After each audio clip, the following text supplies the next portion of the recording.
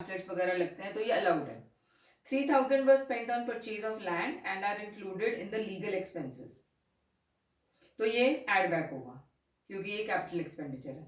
Half of the repair expenses were on let out building, तो जो repair के खर्चे हैं 2500, इसमें से आधे एड बैक करोगे, वो लेट आउट बिल्डिंग के लिए। डेप्रिसिएशन माइनस कर दोगे आप। Bonus was paid to the employ, तो हमने कर लिया कवर बस। क्रेडिट साइड पे interest on securities minus, income from house property minus, bad debts recovered allowed होंगे क्योंकि वो अलाउड है अर्लियर। देन इलस्ट्रेशन 10 में general expenses, fire insurance premium, bad debts allowed है, सैलरीज भी अलाउड है, एडवर्टाइजमेंट कैश में हुआ है इसलिए add back. Then proprietor salary add back, interest on capital add back, income tax add back, depreciation भी add back. GST due है लेकिन पे हो गया है 1 मई को, तो ड्यू डेट से पहले पे हो गया, अलाउड है। एडवांस इनकम टैक्स नहीं अलाउड है, एड बैक होगा। डोनेशंस नहीं अलाउड है, एड बैक हो जाएंगी। उसके बाद motor car expenses, municipal taxes of quarters let to employees, quarters जो एम्प्लॉइज को दिया हुआ है अगर उसका रेंट अलाउड है इनकम में, तो उसका म्यूनिसिपल टैक्स भी अलाउड है। देन जनरल एक्सपेंसेस में 4400 paid as compensation to old employees who services were terminated in the interest of the business, तो ये अलाउड है, इसका कुछ नहीं करेंगे हम। 2200 paid by way of poor student, ये नॉट अलाउड है, इसको ऐड बैक कर देंगे। देन डेप्रिसिएशन हमने माइनस कर देनी है as per income tax rates. और जीएसटी जो था वो तो हमने डिस्कस कर लिया है बस। और लास्ट में लिखा हुआ है 50% of the motor car expenses for proprietors पर, तो मोटर कार के जो एक्सपेंसेस हैं इसके 50% ऐड बैक कर दोगे। क्रेडिट साइड में बैड डेट्स जो है डिसअलाउड थे, जो रिकवर्ड है वो सारे माइनस हो जाएंगे। इंटरेस्ट फ्रॉम गवर्नमेंट सिक्योरिटीज भी माइनस हो जाएगा। रेंट फ्रॉम स्टाफ क्वार्टर्स ये अलाउड है, इंटरेस्ट फ्रॉम डेटर्स भी अलाउड है। ओके, इससे पहले वाली हमने ऑलमोस्ट सारी डिस्कस कर ली है। ये तो डिस्कस कर लिया। मैंने बस एक दो इलस्ट्रेशंस और करानी है जिसकी प्रोविजंस मैं बता रही हूं आपको। वैसे तो आपकी बुक में ही दिया हुआ है। अगर एक तो है कि कंपलसरी ऑडिट होगा कुछ असेसीज के लिए, जो नॉन कॉर्पोरेट असेसीज हैं उनके लिए कंपलसरी ऑडिट कब होगा, अगर उसकी टर्नओवर जो है, अगर वो business and profession carry out कर रहा है, टर्नओवर मोर देन 1 करोड़ है, ये वाली इनकम, ये वाला 1 करोड़ का जो वैल्यू है वो 2 करोड़ है, जो अगर वो 44 एडी में कवर होता है तो। और अगर प्रोफेशन कैरी आउट कर रहा है तो ग्रॉस रिसीट्स होनी चाहिए, नेट नहीं, should be more than 50 lakhs। और अगर person covered under section 48 A D, 44 B B, 44 A E, अगर वो क्लेम करते हैं कि उनकी इनकम लेस देन द जो प्रोविजंस रिक्वायर्ड है उन सेक्शन में, उससे इनकम लेस है, तो उनको कंपल्सरी ऑडिट करवाना पड़ता है। तो इससे रिलेटेड पहले मैं ये एक इलस्ट्रेशन करा देती हूँ। इलस्ट्रेशन नंबर 5 है पेज 2.51 में। Khushi Ram and sons, a partnership firm is running a sweet shop and particulars of his income and expenditure हमें दिया हुआ है।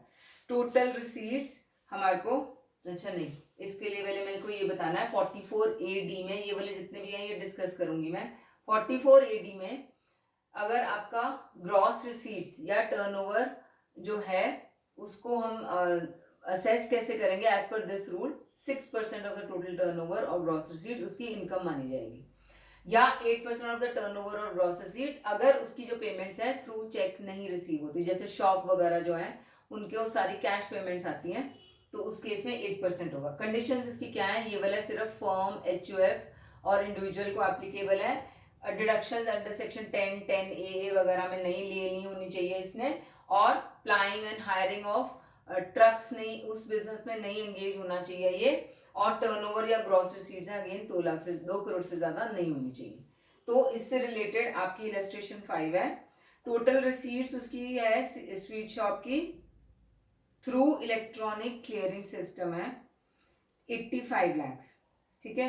और हमारे को एक्सपेंडिचर्स दिए हुए हैं, salary, wages, rent, depreciation, salary to working partners, ये दिया हुआ है।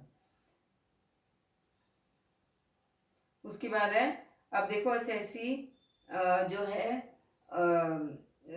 उसकी जो इनकम है, सॉरी उसकी जो टोटल रिसीट्स हैं वो 85 lakhs हैं उसमें, तो आपका 6% ऑफ 85 lakhs हम करेंगे विच कम्स टू 5,10,000। अब ये जो 5,10,000 हो गया, इसमें से अब कोई एक्सपेंसेस अलाउड नहीं है, ये नेट इनकम मानी जाती है, इसी के ऊपर आपने सारे का सारा करना है।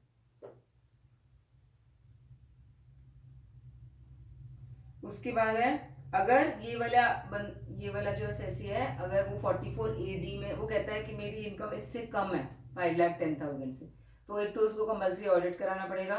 तो उसकी इनकम कैसे निकालेंगे, 85 लाख में से ये सारे एक्सपेंसेस माइनस करेंगे, तो उसकी इनकम 5,70,000 आ रही है, तो कम तो है नहीं है, ज्यादा ही है, तो इसलिए 44AD ही एप्लीकेबल होना चाहिए उसके अंदर। अगर वो 44AD मतलब अगर 44AD अप्लाई करता है, वो एक तो ऑडिट कराना पड़ेगा उसको और टैक्स ज्यादा देना पड़ेगा।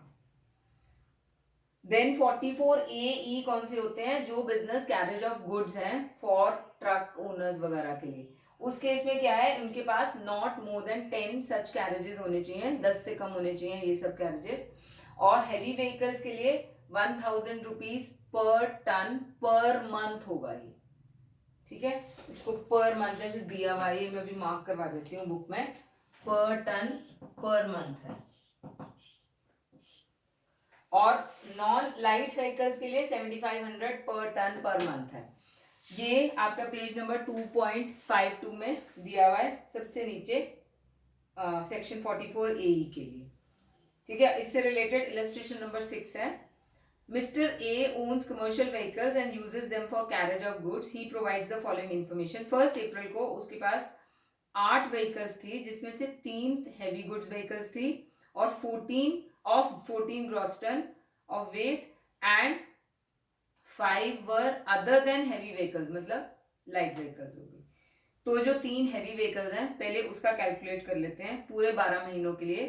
3 इंटू 1,000 इंटू 12 इंटू जो वेट है उसको करना है, तो इंटू 14 करेंगे इसको हम, तो ये आ जाएगा, ये पर टन है ना, या पर वेट या कुछ भी जो भी दिया हुआ है उसमें, तो पर टन हमें दिया हुआ है, तो इसलिए इंटू 14 इंटू 3 इंटू 12 इंटू 1,000 करके ये 3 उन व्हीकल्स के लिए आ जाएगी जो हैवी वाली है।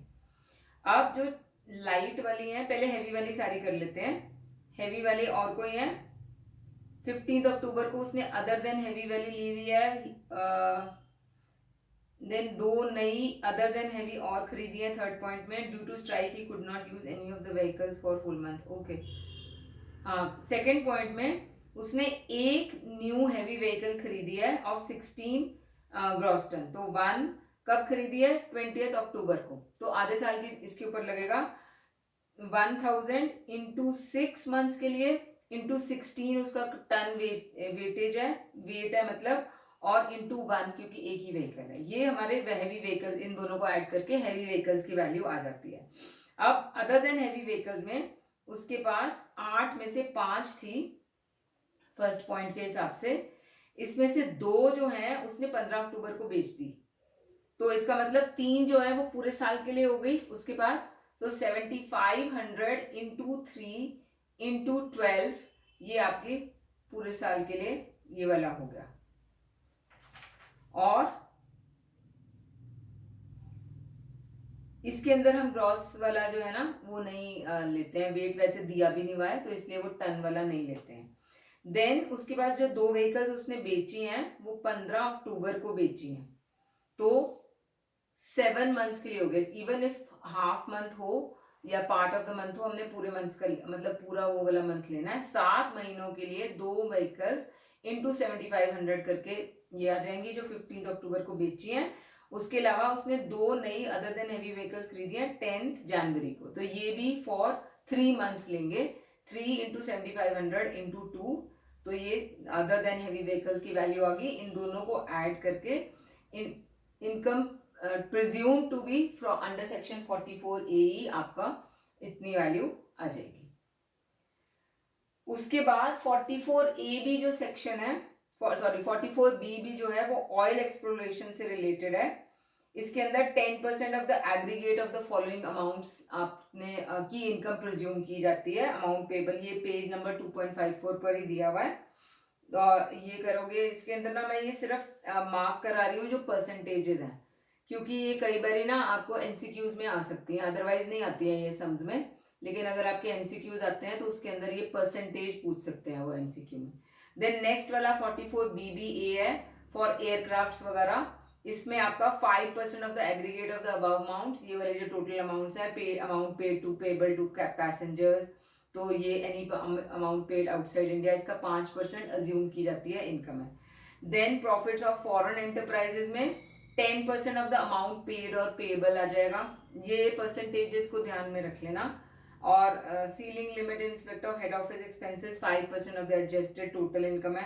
तो ये सारे सिर्फ परसेंटेजेस में इसलिए मार्क करा रही हूँ। रॉयल्टी इनकम जो है 20% of the gross amount of such income है। ये आपके एमसीक्यूज में आ जाती हैं, तो इनको एक बार ये परसेंटेज वाली लाइंस को ध्यान से पढ़ लेना किस चीज की परसेंटेज है। तो with this we finish this chapter. अब आपकी जो इलस्ट्रेशंस हैं उसमें इंपॉर्टेंट वाली एक तो इलस्ट्रेशन नंबर 12 है, उसमें आपके बिजनेस फर्म से रिलेटेड है पॉइंट्स, वो हो गया। देन इलस्ट्रेशन नंबर 14 है,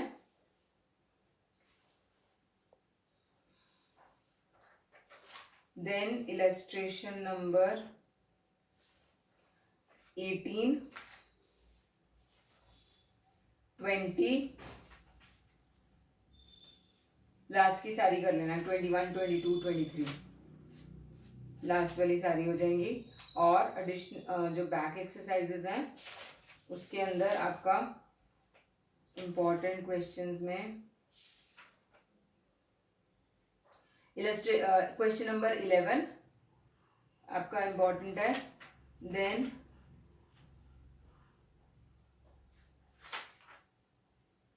क्वेश्चन नंबर 6, क्योंकि इसके अंदर ना वो बिफोर चार्जिंग वाला दिया हुआ था वो है।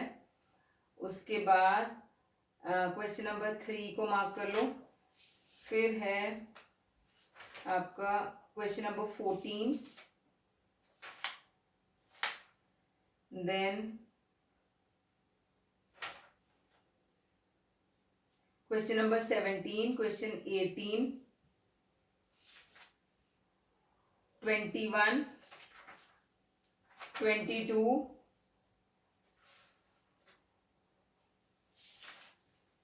23, 24, 25, 26, 28, फिर 30, 31, 32,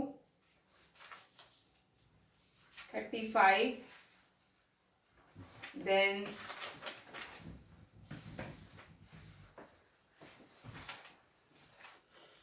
39 and 40।